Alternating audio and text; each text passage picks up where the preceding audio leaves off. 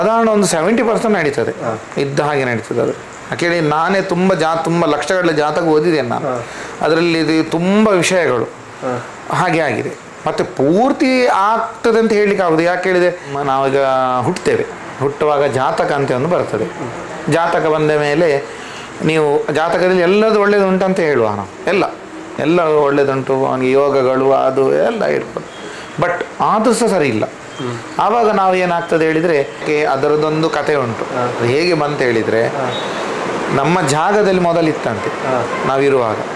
ನಮಗೆ ಅದು ಗೊತ್ತಿರಲಿಲ್ಲ. ಒಂದು ಮರ ಇತ್ತು, ಅದರ ಅಡಿಯಲ್ಲಿ ಇತ್ತೇಳಿ, ಅದು ಯಾವಾಗ ಸಹ ಒಂದು ಹಾವು ಬಂದಲ್ಲಿ ಕೂತ್ಕೊಳ್ತಿತ್ತು ಆ ಮರದ ಅಡಿಯಲ್ಲಿ. ನಮಸ್ಕಾರ ವೀಕ್ಷಕರೇ, ಧ್ವನಿಕಾ ಸ್ಟುಡಿಯೋಗೆ ಸ್ವಾಗತ. ಇನ್ನು ನಮ್ಮೊಂದಿಗೆ ಖ್ಯಾತ ಜ್ಯೋತಿಷಿಗಳಾದ ಆರೂರು ಕಿರಣ್ ರಾವ್ ನಮ್ಮೊಂದಿಗಿದ್ದಾರೆ. ಅವರ ಬಳಿ ಜ್ಯೋತಿಷ್ಯ ಎಂದರೆ ಏನು, ಅದರ ಲಾಭವೇನು, ನಷ್ಟವೇನು, ಹಾಗೂ ಜಾತಕದಲ್ಲಿದ್ದದ್ದು ನಮ್ಮ ಜೀವನದಲ್ಲಿಯೂ ಕೂಡ ನಡೆಯುತ್ತಾ ಅನ್ನೋದನ್ನು ಕೇಳೋಣ. ಮೊದಲು ಬನ್ನಿ ಅವರನ್ನು ಮಾತಾಡಿಸೋಣ. ನಮಸ್ತೆ ಸರ್. ನಮಸ್ಕಾರ. ಪ್ರಥಮವಾಗಿ ನಾವು ವಿಘ್ನೇಶ್ವರನ ನಮನ ಮಾಡುವ.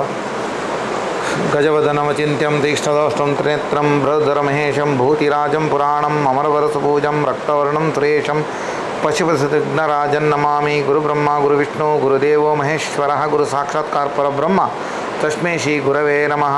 ಓಂ ಸೂರ್ಯಾಯ ಸೋಮಾಯ ಮಂಗಳಾಯ ಬುಧಗುರು ಶನಿಭ್ಯಶ್ಚರಾಹವೇ ಕೇತವೇ ನಮಃ. ಮೊದಲಿಗೆ ನಿಮ್ಮ ಕಿರು ಪರಿಚಯ. ನಾನು ಆರೂರು ಕಿರಣ್ ರಾವ್ ಅಂತ ಹೇಳಿ, ಪ್ರಸ್ತುತ ಆರೂರು ಊರಿನಲ್ಲಿ ಇರುವುದು. ಮೊದಲಿಗೆ ನಿಮಗೆ ಜ್ಯೋತಿಷ್ಯದ ಬಗ್ಗೆ ಆಸಕ್ತಿ ಹೇಗೆ ಬಂತು ಅಂತ? ಆಸಕ್ತಿ ಹೇಗೆ ಬಂದದ್ದು ಹೇಳಿದರೆ, ನಾನು ತುಂಬ ನಮ್ಮ ಭಟ್ರನವರೊಟ್ಟಿಗೆಲ್ಲ ಹೋಗ್ತಿದ್ದೆ. ಅವರೊಂದು ಈ ಜ್ಯೋತಿಷ್ಯ ಅಂದರೆ ಈಗ ಹೇಳುವಾಗ ಕವಡೆಯಲ್ಲಿ ಹೀಗೆ ತಿರುಗಿಸಿ ಹೇಳ್ತಿದ್ರು. ಆವಾಗ ನಮಗೆ ಇವರು ಹೇಗೆ ಹೇಳ್ತಾರೆ ನಿಖರವಾಗಿ ಒಬ್ಬರ ಜೀವನದ ಬಗ್ಗೆ, ಹೀಗೆ ನಡೆದಿರ್ತದೆ. ಅಂದರೆ ನಮ್ಮ ಗುರುಗಳಿದ್ದರು ಅನಂತ ಪದ್ಮನಾಭ ಭಟ್ರ ಅಂತ ಹೇಳಿ, ನಾನು ಅವರ ಪರಮ ಶಿಷ್ಯ. ಅವರಲ್ಲಿ ಯಾವಾಗ ಹೋಗ್ತಿದ್ದೆ, ಅವ್ರು ಯಾವಾಗ ಸಹ ಹಾಗೆ ಜಸ್ಟ್ ನೋಡಿದ ಕೂಡಲೇ, ಅಂದರೆ ಅವ್ರಿಗೊಂದು ಸಿಕ್ಸ್ತ್ ಸೆನ್ಸ ಗೊತ್ತಿಲ್ಲ ನನಗೆ, ಬಟ್ ನೋಡಿದ ಕೂಡಲೇ ನೋಡಿ ಹೀಗೆ ಉಂಟು ಮಾರೆ, ಹೀಗೆ ಆಗಿದೆ, ಇಲ್ಲಿ ಈ ಜಾಗದಲ್ಲಿ ಇಂಥದ್ದೊಂದು ದೈವ ಉಂಟು. ನನಗೆ ಅದು ಭಾರಿ ಶಾಕ್ ಆಗ್ತಿತ್ತು ಆಗ ಕೇಳುವಾಗ, ಇವರು ಹೇಗೆ ಸಡನ್ ಹೇಳ್ತಾರೆ ಹೇಳಿ. ಮತ್ತು ಪ್ರಶ್ನೆ ವಿಭಾಗ ಸಹ ಅವರಿಟ್ಟು ಹೇಳುವಾಗ ನನಗೆ ಅಂದರೆ ತುಂಬ ಗುರುಗಳಾಗಿದ್ದಾರೆ. ತುಂಬ ಗುರುಗಳನ್ನ ನೋಡೋದೇ ಅವರು ಹೇಗೆ ಇಟ್ಟು ಇದನ್ನು ಮಾಡಿ, ಮತ್ತು ನಾನು ಅದನ್ನು ಫಾಲೋಅಪ್ ಮಾಡಿದೆ. ಮತ್ತು ಅದರಲ್ಲಿ ಆಸಕ್ತಿ ಹೊಂದು ನಾನು ಗುರುಗಳ ಹತ್ರ ಕಲೀಲಿಕ್ಕೆ ಹೋದೆ. ತುಂಬ ವರ್ಷ ಕಲಿತೆ. ಒಂದು 25-30 ವರ್ಷ ಕಲಿತೆ. ಕೇರಳದಲ್ಲಿ ಕಲಿತೆ, ತಮಿಳ್ನಾಡಿಗೆ ಹೋದೆ, ಆಮೇಲೆ ಇಲ್ಲಿ ಮಂಗಳೂರಲ್ಲಿ ಕಲಿತೆ. ಜೈನರಂತೆ ಒಬ್ಬರು ಶೈಲೇಶ್ ಜೈನ್ ಅಂತ ಒಬ್ಬರು ಇದ್ದರು, ಅವ್ರ ಹತ್ರ ಕಲಿತೆ. ಹಾಗೆ ಸುಕುಮಾರ್ ಆಲಂಪಾಡಿ ಕೇರಳದ ನಮ್ಮ ಗುರುಗಳಿದ್ದರು, ಅವ್ರ ಹತ್ರ ತುಂಬ ಕಲ್ತಿದ್ದೇನೆ. ಅವರು ಅಷ್ಟಮಂಗಳ ಪುಸ್ತಕ ಎಲ್ಲ ಬರೆದವರು, ಸುಕುಮಾರ್ ಆಲಂಪಾಡಿ ಹೇಳಿದರೆ. ಹಾಗೆ ತುಂಬ ಜನ ಗುರುಗಳಿದ್ದರು. ಇದು ಜ್ಯೋತಿಷ್ಯ ಶಾಸ್ತ್ರಕ್ಕೆ ಬಂದು ಎಷ್ಟು ವರ್ಷ ಆಯ್ತು ನಿಮ್ಮದು? ನಾನು ಬಂದು ಸಾಧಾರಣ ಒಂದು 25-27 ವರ್ಷ ಆಗ್ಬೋದು. 27 ವರ್ಷ ಆಯಿತು. ಇಂದಿನ ಕಾಲದಲ್ಲಿ ಜ್ಯೋತಿಷ್ಯದ ಮಹತ್ವ ಹೇಗೆ ಉಂಟು ಅಂತ? ಹಿಂದಿನ ಕಾಲದಲ್ಲಿ ಜ್ಯೋತಿಷ್ಯಕ್ಕೆ ತುಂಬ ಮಹತ್ವ ಇತ್ತು. ಅಂದರೆ ಆವಾಗ ಸತ್ಯ ಇತ್ತು. ಪ್ರತಿಯೊಂದು ಊರಿಗೊಂದು ಜ್ಯೋತಿಷ್ಯ ಬೇಕಿತ್ತು. ಆ ಜ್ಯೋತಿಷ್ಯ ಹೇಗೆ ಹೇಳಿದರೆ ಅವನಿಗೆಲ್ಲ ಆ ಊರಿದ ವಿಷಯ ಗೊತ್ತಿತ್ತು. ಈಗ ಏನಾಗಿದೆ ಹೇಳಿದರೆ, ಈಗ ಇದು ವೈಭವೀಕರಣ ಆಗಿದೆ, ಮತ್ತು ವ್ಯಾಪಾರಕರಣ ಆಗಿದೆ. ಜ್ಯೋತಿಷ ಅಂತ ಹೇಳಿದ ಕೂಡ ತುಂಬ ಜನಕ್ಕೆ ಹೆದರ್ತಾರೆ. ಅಂದರೆ ಹೋದ ಕೂಡಲೇ ದೊಡ್ಡದೊಂದು ಲಿಸ್ಟ್ ಇರ್ತದೆ ಪೂಜೆದು, ಬೇಡ ಮಾರ ಆ ಭಟ್ರ ಹತ್ರ ಹೋಗೋದು ಬೇಡ, ಹಾಗೆ ಆಗಿದೆ. ಆ್ಯಕ್ಚುಲಿ ಹಾಗೇನಿಲ್ಲ. ನಮ್ಮ ಗುರುಗಳು ಹೇಳಿದ ಪ್ರಕಾರ ಪಾಪದವನಿಗೂ ಔಷಧಿ ಉಂಟು, ದೊಡ್ಡವನಿಗೆ ಔಷಧಿ ಉಂಟು, ಪಾಪದವನಿಗೆ ಔಷಧಿ ಉಂಟು. ಹೌದು. ಈಗ ಜ್ಯೋತಿಷ್ಯ ಅಂದರೆ ಅದರಲ್ಲಿ ಜಾತಕ ಕೂಡ ಬರ್ತದೆ, ವಾಸ್ತು ಬರ್ತದೆ, ಇನ್ನಿತರ ಹೌದೌದು, ಯಾವುದೆಲ್ಲ ಬರ್ತದೆ ಅಂತ? ಜ್ಯೋತಿಷ್ಯದಲ್ಲಿ ಜಾತಕ ಉಂಟು. ಪ್ರಥಮವಾಗಿ ನಾವು ಜಾತಕ ವಿಮರ್ಶೆ ಮಾಡ್ತೇವೆ. ಜಾತಕದಲ್ಲಿ ಎಲ್ಲ ಸರಿ ಇದ್ದರೆ, ಆಮೇಲೆ ಸರಿ ಇಲ್ಲ, ಒಂದು ಜಾತಕ ಎಲ್ಲ ಸರಿ ಉಂಟು, ಆಮೇಲೂ ತೊಂದರೆ ಉಂಟು ಹೇಳಿದರೆ ಮತ್ತೆ ಪ್ರಶ್ನೆ ವಿಭಾಗ ಉಂಟು, ಅದರಲ್ಲಿ ನೋಡ್ತೇವೆ.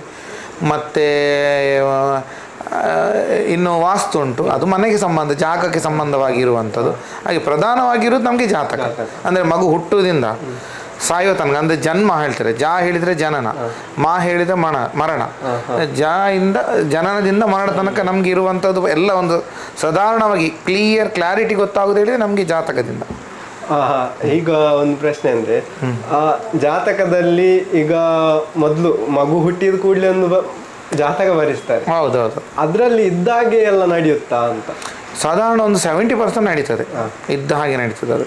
ಯಾಕೆಂದರೆ ನಾನೇ ತುಂಬ ಲಕ್ಷಗಳ ಜಾತಕ ಓದಿದ್ದೇನೆ ನಾನು. ಅದರಲ್ಲಿ ಇದು ತುಂಬ ವಿಷಯಗಳು ಹಾಗೆ ಆಗಿದೆ. ಮತ್ತು ಪೂರ್ತಿ ಆಗ್ತದೆ ಅಂತ ಹೇಳಲಿಕ್ಕೆ ಆಗೋದು. ಯಾಕೆ ಹೇಳಿದೆ, ಪೂರ್ತಿ ಜ್ಯೋತಿಷ್ಯರು ಹೇಳಿದ್ದು, ನಾವು ಭಟ್ರು ಹೇಳಿದ್ದು ಸರಿ ಆಗ್ತಿದೆ, ನಮ್ಮನ್ನು ದೇವರಂತೆ ಪೂಜೆ ಮಾಡ್ತಿದ್ರು. ಬ್ರಹ್ಮ ಅಂತ ಒಬ್ಬ ಇದ್ದಾನಲ್ಲ, ಮತ್ತು ಅವನು ಹೇಳಿದಾಗೂ ನಡಿಬೇಕಲ್ಲ. ನಾವೇನಿದ್ರು ದೇವರಿಂದ ಬಂದದ್ದು ಋಷಿಗಳು ಏನು ಪುಸ್ತಕವನ್ನು ಮಾಡಿದ್ದಾರೆ ಅದನ್ನು ನಾವು ಕಲ್ತು ಇದು ನಮ್ಮ ಮಠಕ್ಕೆ ಹೋಗಿ ಮತ್ತು ಅಲ್ಲಿ ಇಲ್ಲಿ ಇವರ ನಮ್ಮ ಗುರುಗಳ ಮನೆಗೆ ಹೋಗಿ ಕಲಿತು ಬಂದು ಹೇಳುವಂಥವ್ರು. ಎಲ್ಲವೂ ಸರಿ ಆಗ್ತದೆ ಅಂತ ಹೇಳಲಿಕ್ಕೆ ಆಗೋದಿಲ್ಲ. ಬಟ್ 100ರಲ್ಲಿ ಒಂದು 70% ಕ್ಲಾರಿಟಿ ಸಿಗ್ತದೆ ಅದರಲ್ಲಿ. ಈಗ ಜಾತಕದಲ್ಲಿ ಈ ಒಂದು ದೋಷ ಒಂದು 70-80% ಜನರಿಗೆ ಇದ್ದೇ ಇರ್ತದೆ ಅಂತ ಯಾವುದಾದ್ರೂ ಇದೆಯಾ? ಅದು ಕೆಲವು ಜನ ಹುಟ್ಟುವಾಗ ಬರ್ತದೆ, ಈ ಬಾಲರಿಷ್ಟ ದೋಷ ಅಂತ ಹೇಳ್ತಾರೆ. ಹುಟ್ಟುವಾಗ ಅಂದರೆ ಪಾಪಗ್ರಹ ಬರುವಂಥದ್ದು. ಮತ್ತೆ ಅದಂದರೆ ಒಂದು ಕೇಂದ್ರ ಸ್ಥಾನದಲ್ಲಿ ಪಾಪಗ್ರಹ, ಮತ್ತು ಈ ಚಂದ್ರನಿಗೆ ಪಾಪಯುಕ್ತಿ ಬರೋದಂದರೆ ಅದು ಪಾಪಯುಕ್ತಿ ಬರ್ತದೆ. ಮತ್ತು ಇಲ್ಲಿ ಅಷ್ಟಮಾಧಿಪತಿ ಹಾಗೆಲ್ಲ ಕೆಲವು ಅದು ಕಾಂಬಿನೇಷನ್ಸ್ ಉಂಟು. ಅದೆಲ್ಲ ಬರುವಾಗ ಅದು ಮಗುವಿಗೆ ಅರಿಷ್ಟ ಅಂತ ಉಂಟು, ಒಂದು ಮರಣ ಆಗ್ಬೋದು, ಡೆತ್ ಆಗ್ಬೋದು, ಹಾಗೆಲ್ಲ ಒಂದು ವಿಷಯಗಳುಂಟು. ಅದು ಆಗಿದೆ ಅಂಥದ್ದು ತುಂಬ. ಅದಕ್ಕೆ ನಾವು ಹೆಚ್ಚಿನದು ನಾವು ಅದಕ್ಕೆ ಪರಿಹಾರ ಹೇಳ್ತೇವೆ, ಮೃತ್ಯುಂಜಯ ಹೋಮ ಹೇಳ್ತೇವೆ, ಇಲ್ಲದೆ ದೂರ ಹೋಮ ಅಂತ ಉಂಟು. ಹಾಗೆ ಕೆಲವು ಅದಕ್ಕೆ ಬೇಕಾದ ಶಮನಗಳು ಉಂಟು. ಮತ್ತು ಪಂಚಮಾರಿಷ್ಟ ಅಂತ ಬರ್ತದೆ. ಅಂದರೆ ಪಂಚಮಾರಿಷ್ಟ ಹೇಳಿದರೆ ನಿಮಗೆ ಲಗ್ನದಿಂದ 5ನೇ ಸ್ಥಾನ ಅಂತ ಉಂಟು. ನಿಮಗೆ ಎಲ್ಲ ಗೊತ್ತಿರ್ಬೋದು ಜಾತಕದಲ್ಲಿ. ಆ 5ನೇ ಸ್ಥಾನದಲ್ಲಿ ಯಾವ ಗ್ರಹ ಬರ್ತದ, ಈಗ ಎಕ್ಸಾಂಪಲ್ ನಾನು ಕೊಡೋದಾದರೆ, ಈಗ ರವಿ ಬಂದರೆ, ಅಂದರೆ ರವಿ ಅಂದರೆ ಸೂರ್ಯ, ಅವನು ಪಂಚಮದಲ್ಲಿ ಬಂದರೆ ತಂದೆಗೆ ಅರಿಷ್ಟ ಅಂತ ಉಂಟು, ಪಂಚಮಾರಿಷ್ಟ ತಂದೆಗೆ. ಅದೇ ಚಂದ್ರ ಬಂದರೆ ಮಾತೃಕಾರಕೋ ಚಂದ್ರ ಅಂತೇಳಿ, ಮಾತೃಕಾರಕ ಹೇಳಿದರೆ ತಾಯಿದು ರೂಲರ್ ಚಂದ್ರ ಅಂತ ಹೇಳಿ. ಆಗ ಅದು ಪಂಚಮದಲ್ಲಿ ಬರುವಾಗ ತಾಯಿಗೆ ಅರಿಷ್ಟಗಳು ಉಂಟು ಹೇಳಿ, ಆವಾಗ ನಾವು ಅದಕ್ಕೆ ಪಂಚಮಾರಿಷ್ಟ ದೋಷ ನಿವಾರಣೆ ಮಾಡ್ತೇವೆ. ಹಾಗೆಲ್ಲ ಉಂಟು. ಇನ್ನು ಹೆಚ್ಚಾಗಿ ಕೇಳಿ ಬರುವ ದೋಷ ಅಂದ್ರೆ ಇನ್ನೊಂದು ಕುಜದೋಷ ಅಂತ. ಕುಜದೋಷ, ಹೌದು. ಈ ಕುಜದೋಷ ಅಂದ್ರೆ ಏನು? ಕುಜದೋಷದಲ್ಲಿ ಇದ್ದವರು ಕುಜದೋಷದವರನ್ನೇ ಮದುವೆ ಆಗ್ಬೇಕಂತ ಹೇಳ್ತಾರೆ. ಹೌದು, ಸತ್ಯ ಹೌದು. ನಮಗೆ ಗುರುಗಳು ಹೇಳಿದಾಗೆ ಅದು ಸತ್ಯ. ಅಂದ್ರೆ ಸಪ್ತಮದಲ್ಲಿ ಕುಜ ಇದ್ರೆ ಅಷ್ಟಮದಲ್ಲಿ ಕುಜ ಬೇಕಂತ ಹೇಳ್ತಾರೆ. ಹುಡುಗನ ಜಾತಕ 7ರಲ್ಲಿ ಕುಜ ಉಂಟು, 8ರಲ್ಲಿ ಕುಜ ಬೇಕಂತ ಹೇಳ್ತಾರೆ. ಕುಜ ಹೇಳಿದರೆ ನಮಗೆ ಇಂಗ್ಲೀಷಲ್ಲಿ ಮಾರ್ಸ್ ಅಂತ ನಾವು ಕರಿತೇವೆ, ಮಂಗಳ ಗ್ರಹ ಅಂತ. ಕೆಂಪು ಹೇಳಿದ್ರೆ ರಕ್ತವರ್ಣ ಅವನದು. ಆಮೇಲೆ ಇನ್ನೊಂದಕ್ಕೆ ಅವನಿಗೆ ಇನ್ನೊಂದು ಭಾಷೆಯಲ್ಲಿ ಏನು ಹೇಳ್ತೇವೆ, ಕಲಹಕಾರಕ ಅಂತ ಹೇಳ್ತೇವೆ. ಕಲಹ ಅಂದರೆ ಜಗಳ. ಅದನ್ನೇ ನಾವು ಇಟ್ಕೊಂಡು ಇಲ್ಲಿಗೆ ಇದು ಮಾಡೋದು. ಅಂದರೆ ಈ ಜಾತಕದಲ್ಲಿ ಸಪ್ತಮದಲ್ಲಿ ಕುಜ, ಅಷ್ಟಮದಲ್ಲಿ ಇಲ್ಲದೆ 2ನೇ ಸ್ಥಾನದಲ್ಲಿ ಕುಜ ಬಂದರೆ, ಲಗ್ನದಲ್ಲಿ ಬಂದರೆ, ಚತುರ್ಥದಲ್ಲಿ ಬಂದರೆ, ಸಪ್ತಮ, ಅಷ್ಟಮ, ದ್ವಾದಶದಲ್ಲಿ ಕುಜ ಬಂದರೆ ಕುಜ ದೋಷ ಹೇಳಬೇಕಂತ ಉಂಟು. ಅದರಲ್ಲಿ ಎಕ್ಸೆಪ್ಷನ್ಸ್ ಉಂಟು. ಎಕ್ಸೆಪ್ಷನ್ಸ್ ಹೇಗೆ ಹೇಳಿದರೆ, ಅವನು ನೀಚ ಆದರೆ ಕುಜ ದೋಷ ಇಲ್ಲ. ಹಾಗೆ ನೀಚ ಅಂದರೆ ಅವನದೊಂದು ಡಿಗ್ರಿಯಲ್ಲಿ ಅವನಿಗೆ ಅಲ್ಲಿ ಪವರ್ ಇರುವುದಿಲ್ಲ, ಅವನಿನ್ನು ಪವರಿಗೆ ಬರುವುದಿಲ್ಲ ಒಂದು ನಮ್ಮದು ಇದರಲ್ಲಿ ಸೋಲಾರ್ ಸಿಸ್ಟಮಲ್ಲಿ. ಆಗ ಅಲ್ಲಿ ಅವನಿರುವಾಗ ಅವನಿಗೆ ಪವರ್ ಇದಿಲ್ಲ, ದೋಷ ಕೊಡುವುದಿಲ್ಲ. ಮತ್ತು ಮಿತ್ರ ಅಂದರೆ ಈಗ ಮಿತ್ರ ಇದು ಇರ್ತದೆ, ಯಾವುದು ರಾಶಿ ಇರ್ತದೆ, ಅಲ್ಲಿ ಕೆಲವೊಮ್ಮೆ ಇರುವಾಗ ಅವನ ದೋಷ ಇರುವುದಿಲ್ಲ. ಹಾಗೆ ಮತ್ತೆ ಇಲ್ಲಿ ಏನಾಗಿದೆ ಹೇಳಿದರೆ, ನಮ್ಮದ್ರಲ್ಲಿ ಹೇಗೆ ಬಂದು ಅದೆಲ್ಲ ಕುಜ ದೋಷ ಉಂಟು, ಅದಕ್ಕೆ ಪೂಜೆ ಮಾಡಲೇಬೇಕಂತ ಹೇಳ್ತಾರೆ. ಕುಜದೋಷ ಬಂದವರು ಎಲ್ಲರೂ ಪೂಜೆ ಮಾಡಬೇಕು ಹಾಗೆ ಇಲ್ಲ, ಹಾಗೇನಿಲ್ಲ. ಕುಜದೋಷ ಆ್ಯಕ್ಚುಲಿ ಕುಜದೋಷ ಪ್ರಬಲವಾಗಿ ನಮಗೆ 3 ಸಿಸ್ಟಮಿಂದ ನಮಗೆ ನೋಡಲಿಕ್ಕೆ ಉಂಟು. ಅಂದರೆ ಒಂದು ಲಗ್ನ, ಒಂದು ಚಂದ್ರಾತ್ ನೋಡಲಿಕ್ಕೆ ಉಂಟು, ಶುಕ್ರಾತ್ ನೋಡಲಿಕ್ಕೆ ಉಂಟು. ಆ 3 ಸಿಸ್ಟಮಲ್ಲಿ ನೋಡುವಾಗ ಕುಜದೋಷ ತುಂಬ ಇದ್ದರೆ ನಾವು ಅದಕ್ಕೆ ಪ್ರಾಯಶ್ಚಿತ್ತ ಮಾಡಲೇಬೇಕು. ಇನ್ನೊಂದು ಕಾಳಸರ್ಪ ಯೋಗ ಅಂತ. ಹೌದೌದು. ಹಾಗಂದ್ರೆ ಏನು ಅಂತ? ಕಾಳಸರ್ಪ ಯೋಗ ಹೇಳಿದರೆ ನಿಮಗೆ ಈ 12 ರಾಶಿ ಉಂಟು. 12 ರಾಶಿಯಲ್ಲಿ ಲಗ್ನದಿಂದ ಸಪ್ತಮ ಭಾವ ಹೇಳಿದರೆ ಕರೆಕ್ಟ್ ಅರ್ಧ ಆಯಿತು. ಆ ಕರೆಕ್ಟ್ ಅರ್ಧ 7 ರಾಶಿ, ಇದು 6 ರಾಶಿಯೊಳಗೆ ಎಲ್ಲ ಗ್ರಹ ಇದ್ದು ಇಲ್ಲಿ ಕೆಳಗೆ ಬರುವ 6 ರಾಶಿಯೊಳಗೆ ಯಾವ ಗ್ರಹ ಇಲ್ಲದಿದ್ದರೆ ಅದಕ್ಕೆ ನಾವು ಕಾಳಸರ್ಪ ಯೋಗ ಅಂತ ಹೇಳ್ತೇವೆ. ಕಾಳಸರ್ಪ ಯೋಗದಲ್ಲಿ ಕೂಡ ಕೆಲವು ಕಾಳಸರ್ಪ, ಅನಂತ ಕಾಳಸರ್ಪ, ಕುಲಿಕ ಕಾಳಸರ್ಪ ಯೋಗ ಅಂತ ಕೆಲವೆಲ್ಲ ಉಂಟು. ಅಂದರೆ ಹೆಚ್ಚಿನವರ ಒಂದು ಮನಸ್ಥಿತಿ ಏನುಂಟು ಹೇಳಿದರೆ, ಅಂದರೆ ಅದು ಇಲ್ಲಿ ಪ್ರಚಾರ ಆದದ್ದು ಏನು ಹೇಳಿದರೆ, ಕಾಳಸರ್ಪ ಯೋಗ ಇದ್ದವರಿಗೆ ಹುಡುಗಿ ಕೊಡಲೇಬಾರ್ದು ಅಂತ ಹೇಳಿ ನಾನು ತುಂಬ ಜನ ಹೇಳೋದು ಕೇಳಿದ್ದೇನೆ. ಅಂದರೆ ಕಾಳಸರ್ಪ ಯೋಗ ಇದ್ದವರಿಗೆ ಹುಡುಗಿ ಕೊಟ್ಟರೆ ಮದುವೆ ನಿಲ್ಲುವುದಿಲ್ಲ. ಮತ್ತು ಕೆಲವು ಜನ ಹೇಳ್ತಾರೆ ಹಸುವಿಗೆ ಕೂಡ ಅವನು ಕಾಳಸರ್ಪ ಇದ್ದವ ಹೋಗಿ ಹಾರ ಹಾಕಿದರೆ ಹಸು ಕೂಡ ಒಂದು ಸತ್ತು ಹೋಗ್ತದೆ, ಒಂದು ಬಿಟ್ಟು ಹೋಗ್ತದೆ ಅಂತ ಹೇಳಿ ಆ ರೀತಿ ಪ್ರಚಲಿತ ಉಂಟು.